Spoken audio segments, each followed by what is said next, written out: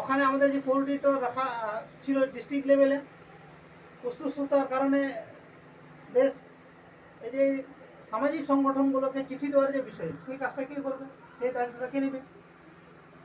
এই যে কমিটির লোকগুলোকে তো লাগবে এখানে। এবং রাষ্ট্রীয় পরিবর্তন মোর্চার একটা কোঅর্ডিনেটর আমরা তৈরি করে নিই, এটা চর্চা যেহেতু আসছে না, যেগুলো তৈরি করা হয়েছে সেগুলো তো সক্রিয় হতে হবে। ফ্রন্ট লাইনে তো তারাই লিড করবে, এটা অনেক বড় সমস্যা। এবং এই প্রোগ্রাম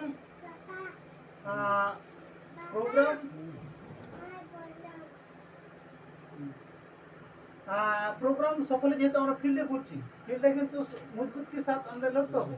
এখানে প্লে কার্ড কে করবে, স্লোগান কে থাকবে, সে 25 তারিখের জেল ভরতের সঞ্চালক কে থাকবে, কারা বক্তব্য দিবে, টাইম কটা থাকবে, কতগুলো গাড়ি হবে এদিক ওদিক থেকে, সে প্ল্যানিং এর বিষয় আছে।